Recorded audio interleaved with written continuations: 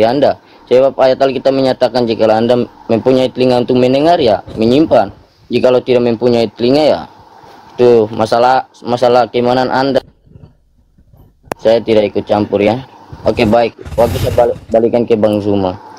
Oke, saudara, salam kenal. Jadi gini, silakan aja dengan pola kekristenan ini. Ya, dengan berbagai macam agama, ya menarik juga untuk para pemikir memilih kemudian mana jalan yang harus mereka pakai dalam kehidupan mereka untuk kembali kepada Tuhan pencipta langit dan bumi. Tak ada paksaan dalam memilih agama itu. Namun dalam hal ini, orang yang beragama itu kudu wajib agama ini disandingkan dengan akal. Karena akal ini bukan buatan manusia. Akal ini adalah serpihan cahaya ilahi yang dititipkan oleh pencipta kita untuk kita kembali jadikan sebagai kendaraan menuju kepada sang pencipta. Tadi di awal saya menyajikan sebuah data. Sesungguhnya akan datang waktunya, demikianlah firman Tuhan, aku akan mengadakan perjanjian baru dengan kaum Israel, kaum Yehuda. Islam Kristen tak ada di situ. Bukan seperti perjanjian yang telah kuadakan dengan nenek moyang mereka pada waktu aku memegang tangan mereka untuk membawa mereka keluar dari tanah Mesir. Perjanjianku itu telah mereka ingkari meskipun menjadi Tuhan yang berkuasa atas mereka. Demikianlah firman Tuhan. Tetapi beginilah perjanjian yang kuadakan dengan kaum Israel sesudah waktu itu. Nah, ini perjanjian kedua. Demikianlah firman Tuhan. Aku Tuhan akan menaruh Tauratku dalam batin mereka dan menuliskannya dalam hati mereka. Maka aku akan menjadi Tuhan mereka dan mereka akan menjadi umatku. Bila mana itu terjadi? Terjadi. Dan apa akibatnya jikalau itu terjadi? Maka kata Tuhan, tidak usah lagi ada orang mengajar sesamanya atau mengajar saudaranya dengan mengatakan, kenallah Tuhan itu yang mana. Sebab mereka semua besar kecil akan mengenal aku. Makanya ketika orang Yahudi disajikan tentang konsep Kristen, orang Yahudi tidak mau terima. Orang Kristen mengajarkan Yahudi, ya paman, ini Tuhan kita loh, yang mana? Yang disusui sama Maria. Oh kenapa bisa? Ya, dia adalah firman yang nusul menjadi daging dan dia telah jadi manusia Tuhan kita ini. Kata Yahudi, bawa bungkus Tuhan mau. Jangan kau samakan Tuhanku dengan Tuhan kalian. Karena kami orang Yahudi, berdasarkan dalil Yeremia 31 ini, baik kecil maupun besar, kami semua sudah tahu tentang Tuhan. Bahwa Tuhan itu bukan manusia, Tuhan itu bukan anak manusia, Tuhan itu maha menghidupkan, bukan dihidupkan. Tuhan itu maha mematikan, bukan mematikan. Tuhan itu memberi, bukan meminta. Nah itu, jadi ngapain lagi kita mengajarkan tentang Tuhan itu yang mana? Tuhan itu harus dikenal. Padahal kami sudah mengenalnya. Demikianlah firman Tuhan. Sebab aku Tuhan akan mengampuni kesalahan mereka dan tidak lagi mengingat dosa mereka. Jadi bagaimana mungkin ajaran Kristen bersumber dari sini? Tidak mungkin, karena orang-orang Yahudi sudah mengenal Tuhannya, orang-orang Yahudi sudah intim dengan Tuhannya, orang Yahudi tahu Tuhan itu bukan manusia, bukan anak manusia. Bagaimana mungkin seorang Maria, keturunan Harun, melahirkan Tuhan mereka? Oleh karena itulah kemudian, ketika mereka mengenal Tuhan, karena Torah sudah ada di dalam batin mereka, karena Torah sudah dituliskan dalam hati mereka, maka dosa-dosa mereka dihapuskan. Itu. Lalu gimana solusi di Kristen? Oh, ternyata berbeda. Ya silakan aja dengan pola Kristen. Saya melihat pola yang ada di Kristen ini sama seperti ketika kita berbicara tentang dewa Molok yang ada dalam Imamat 18. Ketika Tuhan marah, ketika Tuhan murka, ketika dewa ingin mendamai dengan makhluknya, maka dewa kemudian minta persembahan darah manusia. Padahal solusinya sederhana pun, sama seperti Islam diuraikan dalam Al-Quranul Karim seperti yang saya jabarkan tadi. Faman taba min ba'di zulmih wa aslaha fa innallaha yatubu alaihi. Innallaha ghafurur rahim. Kenapa harus Tuhan turun menjadi manusia lalu mati dibunuh manusia? Kalau Tuhan itu Maha Pengampun. Untuk apa? Sebagaimana kemudian dalam kitabnya orang Yahudi 2 Tawarik 7:14, dan hambaku yang atas namaku disebut merendahkan dirinya, berdoa dan mencari wajahku, lalu berbalik dari jalan-jalannya yang jahat, maka aku akan mendengarkan dari surga, dari langit, dan mengampuni dosa mereka serta memulihkan negeri mereka. Tak ada masalah pun, sederhana itu. Kok jadi Tuhan turun ke bumi, jadi manusia, diobok-obok manusia, ditampar, diludahin, diseret, ditonjok, kemudian digantung, ditombak, dibunuh. Tapi kita hargai, itu adalah konsep dalam agama Kristen, berbeda konsep solusinya tentang dosa di dalam agama Yahudi dan juga di dalam agama Islam. Sekali lagi, saya katakan kepada saudara, walaqad ahidna ila Adam min qablu fanasiyah walam najid lahu walam najid lahu azma. Gitu dalilnya. Dikatakan bahwasanya sungguh aku Allah telah memerintahkan Adam dahulu agar tidak mendekati kemudian pohon keabadian. Tetapi karena Adam alaihissalam lupa, jadi dikatakan Al-Quran lupa, dan aku Allah tidak mendapati padanya tekad yang kuat. Artinya bahwa tidak patut kemudian dihukumi orang yang lupa. Makanya Adam di Islam itu tidak mewarisi dosa. Tak ada dosa yang diwariskan oleh Adam, nggak ada. Nah, sehingga sahabatku, mungkin ada pertanyaan yang membuat Anda bisa tersadarkan dari pola pemikiran tentang pewarisan dosa ini, yaitu adalah ketika saudara melakukan dosa hari ini, bagaimana solusi kemudian dosa Anda itu terhapuskan? Jabaran dari itu adalah, andai saja Yesus tidak turun ke bumi mati di atas tiang salib, lalu Anda berdoa bertaubat berdasarkan kitab yang ada dalam kitabnya Yahudi, pertanyaan saya, apakah Tuhan yang Maha Pengampun akan mengampuni dosa Anda tanpa melalui kematian Yesus atau tidak? Jawab. Ya, saya percaya kepada Tuhan Yesus, dia sudah menebus dosa saya ya. Sejak saya mati, paling dia akan bawa saya. Sebab itu saya percaya kepada Kristus. Gitu. Pertanyaan saya, saudara, sekiranya konsep Islam itu benar bahwa Yesus tidak mati, ya, lalu Anda bertaubat hari ini dari dosa-dosa Anda, saya kan sudah mengatakan, apakah dosa Anda diampuni oleh pencipta langit dan bumi yang Maha Pengampun atau tidak? Tadi saya sudah mengatakannya, Alkitab saya, kalau kitab kalian, gitu Bang Suma. Jadi jika saudaraku sekali lagi, tentang kitab saya, saudara mau menanyakan hal yang saya sudah kasih, saudara tidak terima, mau menanyakan lagi. Bukan tidak terima. Berarti saudara sama Yudas pasal 1 ayat yang keempat. Itu tentang bukan tidak terima, saudara. Saya bertanya, andaikan agama Islam itu betul, dan andaikan kemudian ajaran 2 Tawarik itu betul, Mazmur 32 itu betul, Mazmur 41 itu betul, Mazmur 69 itu betul, Yesaya 55 nomor 5 itu betul, Kisah Para Rasul 8:22 itu betul, Keluaran 32:14 itu betul, tanpa penyaliban, hanya dengan bertaubat. Pertanyaan saya, andaikan data yang saya sajikan itu betul, lalu hari ini kemudian Anda bertaubat kepada pencipta yang Maha Pengampun, apakah dosa Anda ditebus, apakah dosa Anda dihapuskan atau dosa Anda tidak dihapuskan? Ya, dosa saya sudah dihapuskan ya. Sebab di Lukas pasal 16 ya mengatakan jangan lupa tentang dosa kita. Jadi dosa kita sudah dihapuskan. Jadi perintah Bapa itu yang harus kita lakukan sebagai orang Kristen. Jadi kalau saya mengatakan ini buat Bang Suma ke depannya, jangan lagi untuk menjeleki agama orang gitu. Itu bahaya sekali, itu tentang Tuhan. Gitu Bang Suma. Kalau Anda berbicara tentang perintah Tuhan yang Anda harus lakukan, perintah Bapa dalam hal ini, Bung, ada perintah yang harus Anda pahami di dalam Imamat 18. Imamat 18 itu adalah perintah. Nomor 21-nya, jangan kau serahkan seorang dari anakmu untuk dipersembahkan kepada dewa Molok, supaya jangan engkau melanggar kekudusan nama Elohim, di mana akulah Tuhan. Itu dalil.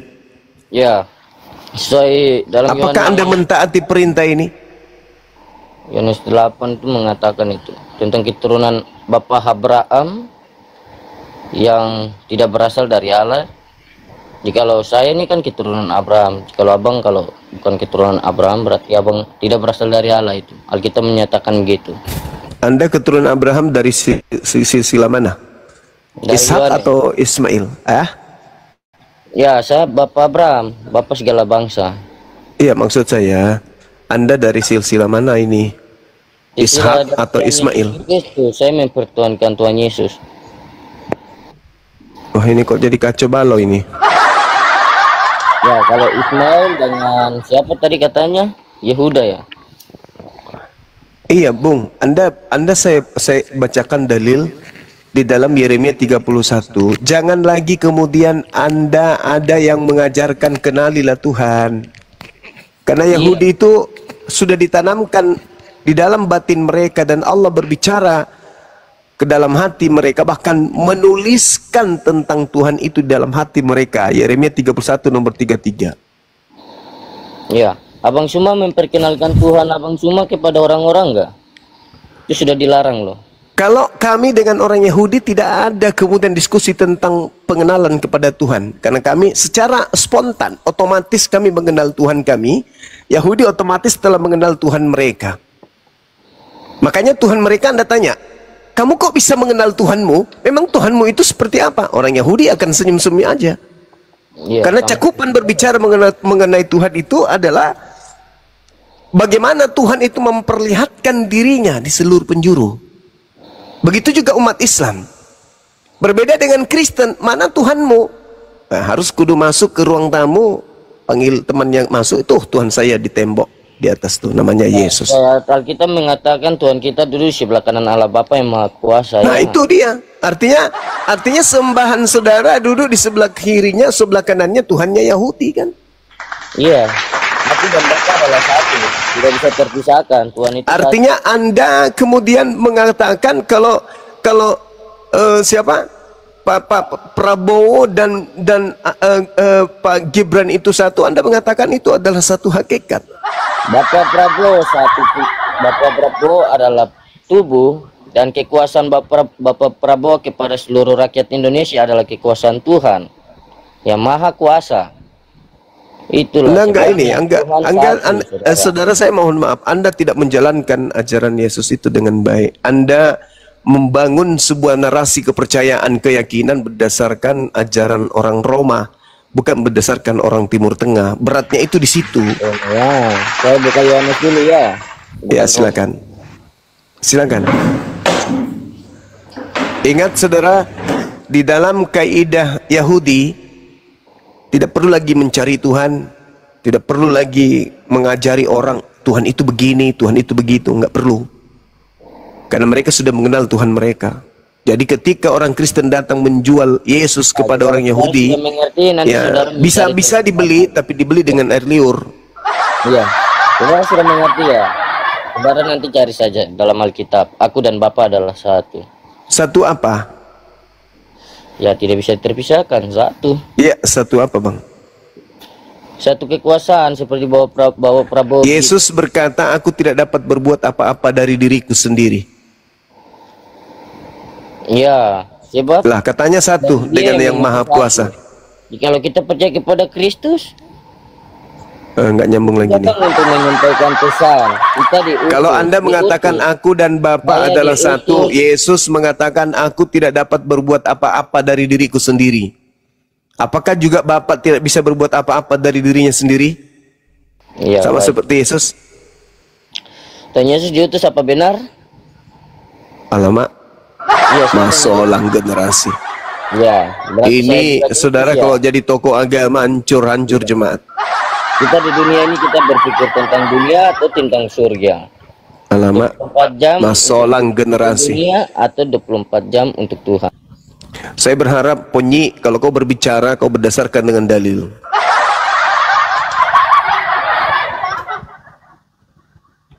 Oke, saudara pendeta mungkin masih bisa diskusi.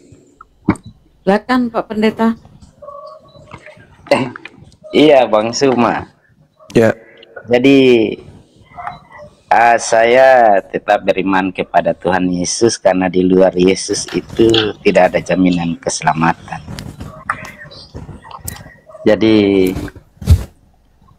itu yang menjadi dasar iman saya, bahwa Yesus sendiri berkata di dalam Yohanes 15 bahwa ketika kita tinggal di dalam Dia dan Dia di dalam kita, maka kita tidak dibuang keluar, Bang. Jadi itu yang menjadi dasar iman saya terhadap Tuhan Yesus.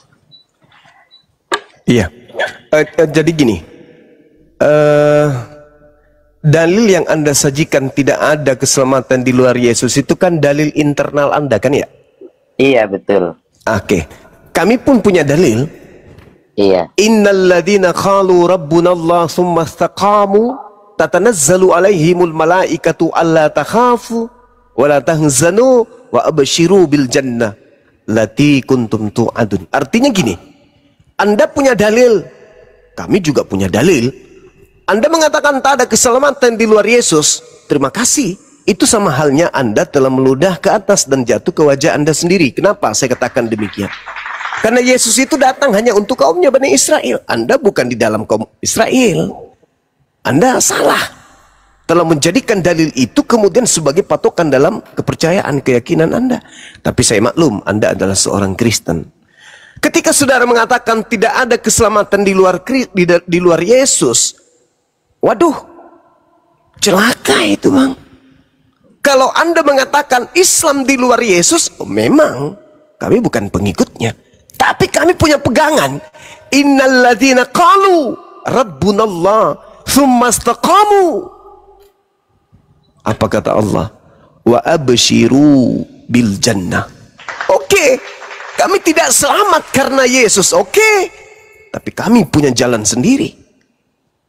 Alladzina amanu, alladzina qalu rabbunallah. Barang siapa yang berkata Allah adalah Tuhanku,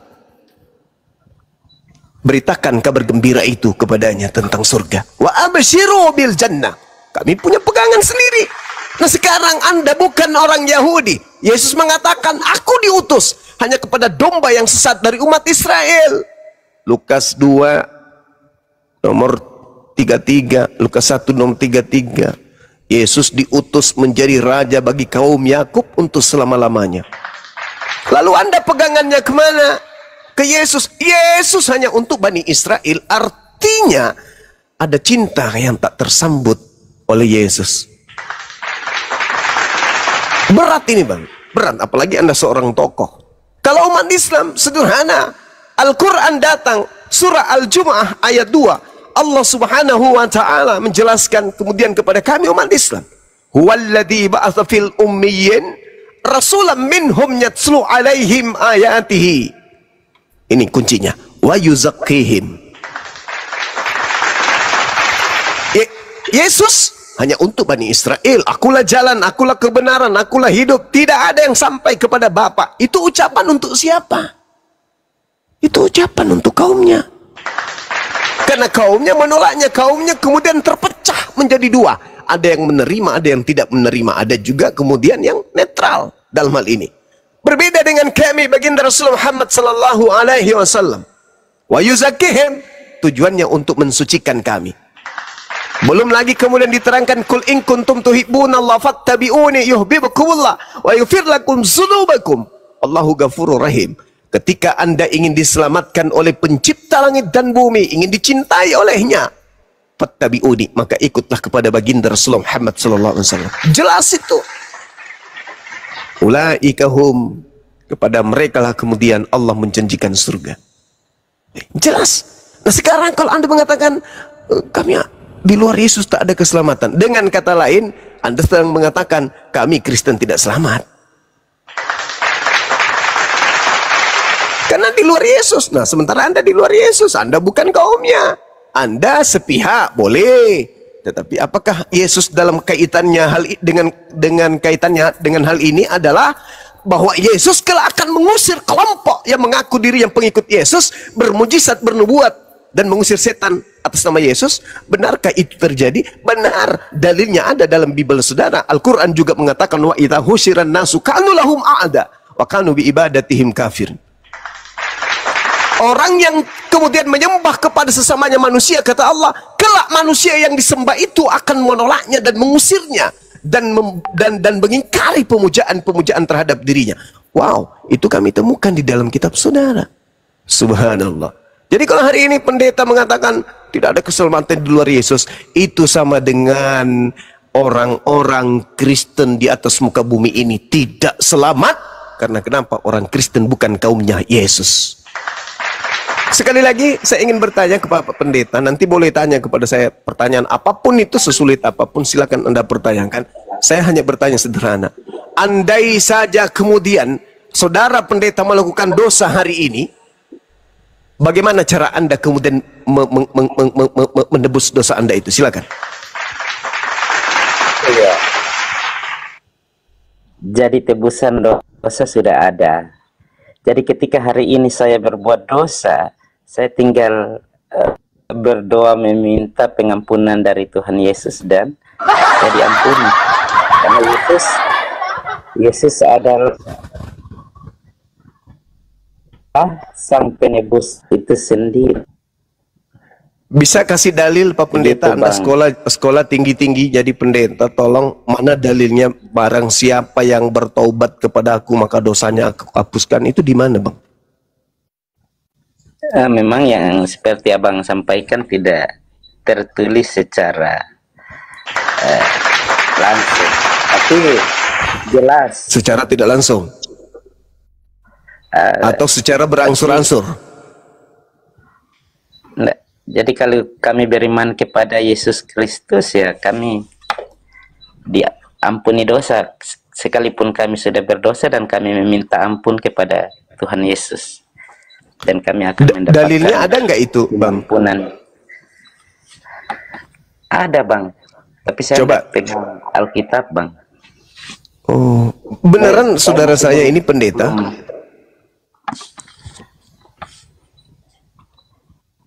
Saudara beneran pendeta? Nah, saya majelis Bang. Oh majelis, iya iya. Oke, berarti tak ada dalil ya. Sementara tadi saya menyajikan dalil 2 Tawarik 7:14, dan umatku yang atas namaku disebut merendahkan diri, bertobat dan mencari wajahku, lalu berbalik dari jalan-jalan yang jahat, maka aku akan mendengar dari langit dan mengampuni dosa mereka serta memulihkan negeri mereka. Nah, itu satu bagian daripada materi kita untuk edukasi. Sekarang gini Bang, ketika kemudian ada perintah jangan makan babi di dalam Imamat 11 nomor 7, lalu kemudian orang Roma, orang Yunani, orang Indonesia sebelum Islam datang makan babi, apakah perintah itu mengikat kepada mereka di luar Yahudi? Atau orang di luar Yahudi itu bebas-bebas aja Bang? Jadi mengenai makan babi atau binatang yang berkuku belah itu memang dalam hukum-hukum Musa. Tetapi dalam perjanjian baru ketika Petrus sedang berdoa, itu yang turun dari langit justru binatang-binatang yang dilarang di dalam hukum Musa. Tetapi justru Petrus disuruh makan apa yang dihalalkan oleh Tuhan, itu tidak bisa diharamkan oleh manusia. Jadi begitu Bang. Maksudnya gini saudara, Imamat 11 nomor 7, jangan engkau makan babi karena itu haram bagimu. Ketika orang di luar Yahudi makan babi, apakah dihitung haram untuk mereka di luar Yahudi? Iya, karena Yesus sendiri mengatakan bahwa apa yang masuk lewat mulut dan keluar ke jamban itu bukan haram, tapi justru apa yang keluar dari hati itulah yang haram, yang dimaksudkan oleh Yesus halal haram seperti itu. Tapi standar-standar dalam Yudaism kan yang lahiriah, Tapi yang dimaksudkan oleh Yesus hal-hal yang rohania, Bang. Saudaraku, saya ulang lagi ya. Ketika ada perintah kepada orang Yahudi, jangan makan babi karena itu haram bagimu. Di luar Yahudi, apakah berdosa ketika mereka makan babi? Kalau Kristen enggak.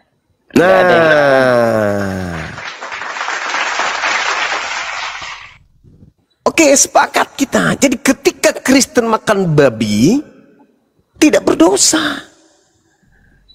Yang kedua, ketika orang Yahudi diperintahkan jangan kau menyembah kepada ilah lain.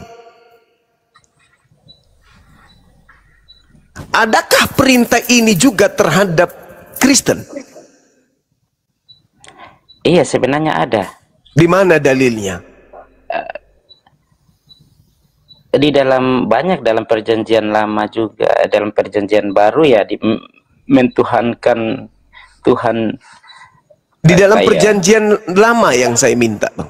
Sebagaimana tadi haramnya babi di perjanjian lama, dan Anda mengatakan Kristen tidak terikat dengan haramnya babi. Nah sekarang ketika ada perintah kepada orang Yahudi, jangan ada ilah lain di hadapanku. Apakah itu terikat juga untuk orang Kristen? Jangan mengilahkan selain Tuhannya Yahudi? Ada. Mana dalilnya?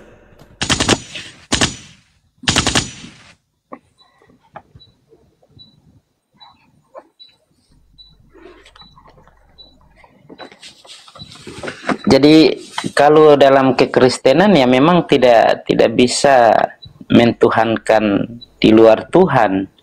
Nah, Yesus? Ada patung. Enggak, kalau Yesus ya sang firman itu sendiri. Nah, apakah itu Tuhannya Abraham? Iya, dia kan sang firman yang menjelma menjadi manusia. Oh, itu sekali lagi saya katakan, apakah dia Tuhannya Abraham? Iya, kalau sang firman ya berarti Tuhannya Abraham sebenarnya. Di mana dikatakan di kitabnya Yahudi, Bang, bahwa Tuhannya Abraham itu adalah sang firman? Karena dalam penciptaan dari semula itu memang firman, jadi sekalipun tidak tertulis bahwa bangsa Israel harus beriman kepada sang firman itu Tuhan, tapi sebenarnya yang menciptakan langit dan bumi adalah sang firman itu, Bang. Jadi gini, saudaraku, ketika Anda mengambil kata sang firman itu merujuk kepada hakikat pencipta. Tapi kalau Anda berbicara mengenai firman yang menjadi daging, itu bukan sang firman yang menjadi daging, tetapi ucapan dari sang sumber yang menjadi daging. Dalilnya Yesaya 55 nomor 11. Aku Tuhan, ketika berfirman, apa yang keluar dari mulutku, perkataan firman keluar dari mulut, tidak akan kembali dengan sia-sia kepadaku. Firman yang sedang keluar ini, yang sudah keluar ini, sebelum apa yang kuinginkan terjadi. Innama amruhu idza arada syai'an ayyakula lahu kun fayakun. Itu kaidah, Bung. Jadi ketika Tuhan menghendaki terjadi sesuatu atau tercipta sesuatu, maka Tuhan hanya mengatakan jadi. Hanya firman yang keluar dari mulut, A jadi A, B jadi B. Tidak akan mantul kembali kepada Tuhan sebelum apa yang diucapkan itu terjadi. Begitu juga halnya ketika dia mengatakan, hamillah engkau wahai Maria. Hamil bukan berarti ketika Anda menganalogikan Tuhan itu seperti manusia, dia berbicara, hamillah Maria, habis itu dia gulung-gulung masuk ke perutnya Maria. Bukan kayak begitu. Atau jadilah kerah. Nah, setelah dia berbicara jadi kerah, dia gulung-gulung, dia sendiri jadi kerah. Bukan begitu, Bang. Ketika dikatakan firman itu telah menjadi daging, ucapan Tuhan yang tadi yang mengatakan, wahai Maria hamil dan hendaklah kau melahirkan seorang anak dan berilah nama Yesus.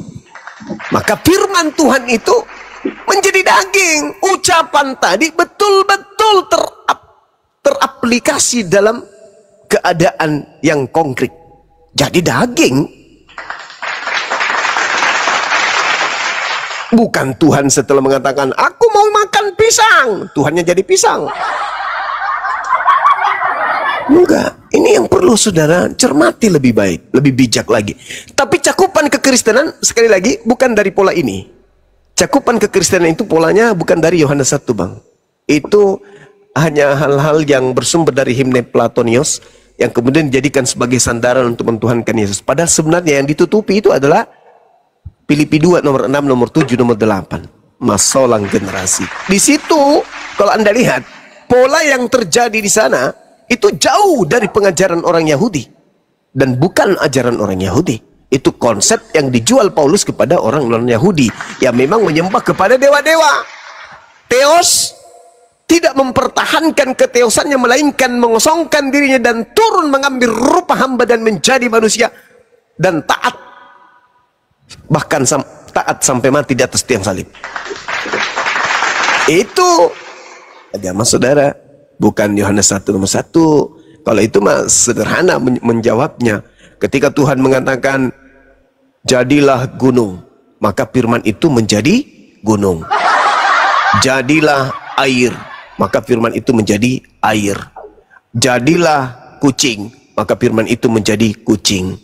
Di situ ada dua keadaan. Jadilah firman, jadilah adalah ungkapan perkataan atau firman, kucing adalah objek dari perkataan itu. Maka ketika Tuhan mengatakan jadilah kucing, kucing, jadilah adalah firmannya, kucingnya adalah implementasi dari firmannya. Jadilah hamil, hamil, jadilah daging, jadi daging Yesus. Makanya Yesus mengatakan dalam Yohanes 8 nomor 42. Apa kata beliau? Benarkah? Yohanes 12 nomor 48. Sorry, udah benar. Yohanes 8 nomor 42. Apa kata beliau? Kata beliau bahwasanya aku datang ke atas muka bumi ini bukan atas kehendakku sendiri. Berarti dia bukan firman yang turun menjadi daging, tetapi dia adalah ucapan yang keluar dari mulut Tuhan yang turun menjadi daging. Semisal analogi yang tadi, jadilah kucing. Tuhan gulung-gulung, jadi kucing. Ketika kucing itu berbicara, maka dia akan mengatakan, aku menjadi kucing atas kehendakku sendiri. Itu baru betul. Jadilah monyet. Setelah berbicara jadi monyet, jadi monyet dia. Hilang yang berbicara, yang muncul hanya monyet. Ditanya, kau jadi monyet karena siapa? Ya karena atas kehendakku sendiri. Jadilah daging. Daging. Gitu dia pintar bicara. Kau jadi daging karena siapa? Oh, bukan atas kehendakku sendiri. Berarti daging ini bukan sang Bapa. Bukan sang Bapa. Kenapa? Karena dia mengatakan, aku datang menjadi daging bukan atas kehendakku sendiri. Berbeda kalau dia setelah mengatakan, aku ingin menjadi anak Maria, sim salabim, kabrak tabak, jadi Yesus dia tanya, Yesus kau siapa? Aku adalah Bapa dan aku datang sebagai manusia atas kehendakku sendiri. Itu baru. Itu baru. Artinya Bapa sudah hilang. Kenapa? Karena Bapa sendiri telah menjadi daging. Telur menjadi dadar. Berarti tinggal dadar. Telurnya sudah hilang. Bukan lagi telur. Dia sudah jadi dadar. Seperti itu saudaraku. Jadi sekali lagi saya katakan bahwasanya konsep yang Anda bangun adalah konsep keyakinan saudara. Silakan aja. Akan tetapi kita nggak bisa masuk konsep Anda itu kita bawa ke ranah Yahudi, itu nggak bisa, apalagi ke ranah Islam. Itu sangat luar biasa, nggak bisa. Maka apa solusi dosa? Solusi dosa itu adalah bertaubat. Bertaubat. Jangan pernah bermimpi dosa Anda akan ditebus orang lain. Itu tidak bijak. Itu namanya apa ya? Tidak bertanggung jawab terhadap perbuatan Anda yang kemudian merampok orang lain yang harus menanggung perbuatan Anda. Itu bukan perbuatan terpuji. Silakan.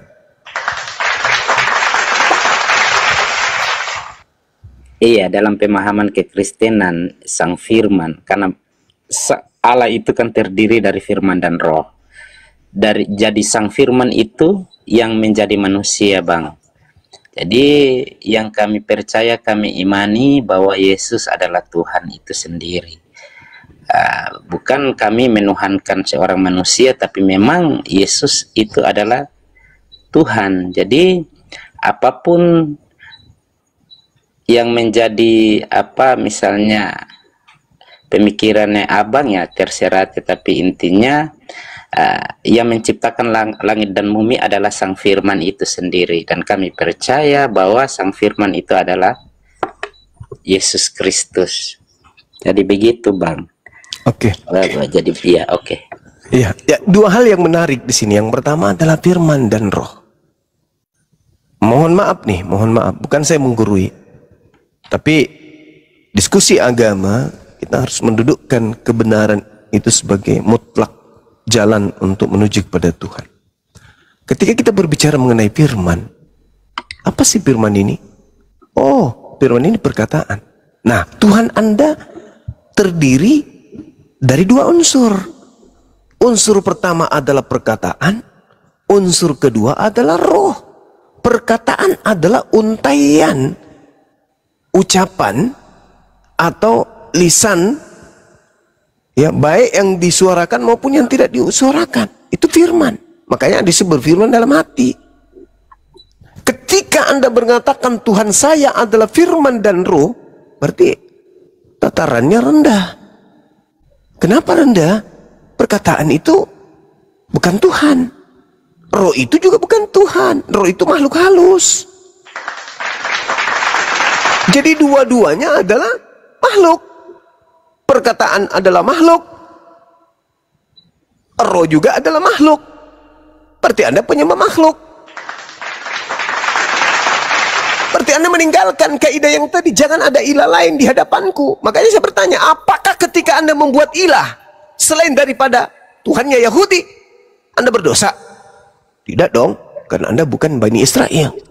Tetapi ketika Islam datang, perintah untuk menuhankan pencipta langit dan bumi yang maha suci lagi maha tinggi, Anda masih menyembah makhluk berupa perkataan dan roh, makhluk halus, maka Anda sudah berdosa. Dulu, sebelum Tuhan mengutus Nabi Muhammad SAW, Anda tidak berdosa. Karena tidak ada Nabi yang datang untuk Anda. Nabi Musa hanya untuk kaumnya, Yesus hanya untuk kaumnya. Sehebat apapun perintah yang ada pada zaman itu berlaku hanya untuk kaumnya. Coba tolong tunjukkan kepada saya adanya perintah Yesus kepada orang di luar Yahudi. Gak ada itu, Bang. Gak ada. Perintah Yesus itu selamanya untuk kaumnya Bani Israel. Terkecuali ada non-Yahudi yang datang minta tolong, Yesus pun Yesus tolak.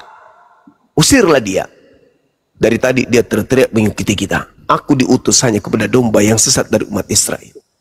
Nah, sekali lagi, ketika saudara menuhankan roh, ketika saudara menuhankan perkataan, zaman Yesus, Anda tidak berdosa. Karena Anda bukan kaumnya. Terkecuali ada nabi yang datang kepada Anda mengajarkan itu. Tapi kan nggak ada. Anda nggak berdosa. Tapi setelah ketika Islam datang, maka Anda dihitung berdosa. Inilah yang selalu kemudian tidak dimengerti oleh beberapa apologet Islam.